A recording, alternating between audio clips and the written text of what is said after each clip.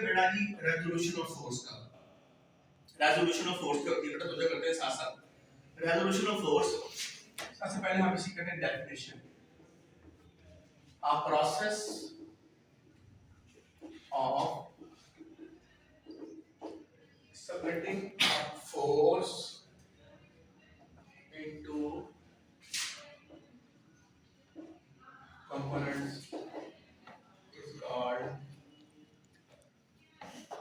resolution of force। Force को यानी वो प्रोसेस जिसमें हम फोर्स को ब्रेक करते हैं, स्प्लिट करते हैं फोर्स को कंपोनेंट्स में, उसे कहते हैं रेजोल्यूशन ऑफ फोर्स। ठीक है, तो रेजोल्यूशन ऑफ फोर्स क्या होती है? A process of splitting a force into components. अच्छा, अब सवाल है कितने कंपोनेंट्स बनेंगे, तो इसका आंसर है मैनी। क्वेश्चन फिर सुने, in how many components a force can be resolved? Force can be resolved to many components, many, but हम इसको करेंगे दो में, हम करेंगे दो में इसको। और वो दो कंपोनेंट्स बनेंगे ना, उन्हें बोलते हैं रेक्टेंगुलर कंपोनेंट्स। हम करेंगे दो में rectangular components.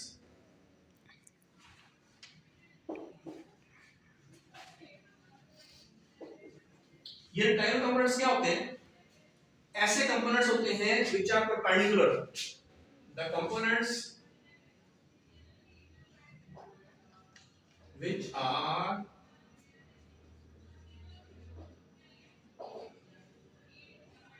perpendicular to each other। ऐसे कंपोनेंट्स जो कि परपेंडिकुलर होते हैं are called rectangular components।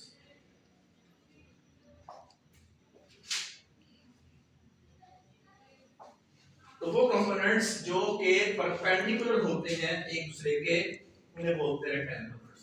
तो हमने दो कंपोनेंट बनाने हैं रेक्टेंगुलर कंपोनेंट्स। एक का नाम है fx, एक का नाम है fy। इसे कहते हैं हॉरिजॉन्टल कंपोनेंट, इसका नाम है वर्टिकल।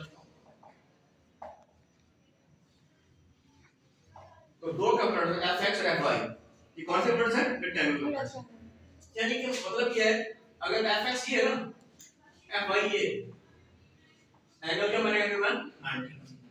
तो ऐसे कंपोनेंट्स जिसके एंगल 90 बनता है ना, उन्हें बोलते हैं रेक्टेंगुलर कंपोनेंट्स। तो ये टॉपिक पर था रेजोल्यूशन ऑफ फोर्स, और आगे हमने बात की है रेक्टेंगुलर कंपोनेंट्स। अब हम किस तरह मालूम करेंगे कंपोनेंट्स?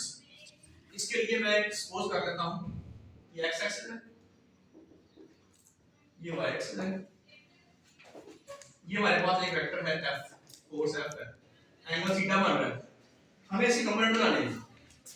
यहां से एक परपेंडिकुलर ड्रा करें, ये fx हो गया और ये क्या हो गया fy। x वाला x और y की तरफ fy। तो ये कौन से कंपोनेंट दोनों हुए? एक हॉरिजॉन्टल एक वर्टिकल। इन्हें क्या बोलते हैं? Rectangular components. ये दो बन गए, f के लिहाज से दो कंपोनेंट्स बने। मैं इसको लिख सकता हूं, मैं इसको नाम O का नाम लिखता हूं, A का और B का। तो O से A, O से B और B से A, OA is equal to OB plus BA। ये हमारे पास F है, वेक्टर का साइन Fx और Fy, ऊपर वेक्टर का साइन डाल, यानी ये इनका रिजल्टेंट है और ये दोनों उसके क्या है? कंपोनेंट्स हैं, Fx और Fy। अब इनकी वैल्यू कैसे मालूम की जाए?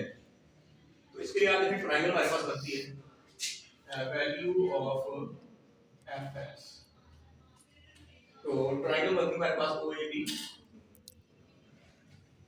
तो इसमें अगर आप देखें ना, OB over OA equal to cos theta, base over height। तो OB is equal to OA cos theta। ये Fx है, ये F है, OB का नाम क्या है? Fx, ये देख लें, और OA क्या है? F है। तो Fx का आंसर आ गया F cos theta। ये कौन सा कंपोनेंट है? हॉरिजॉन्टल।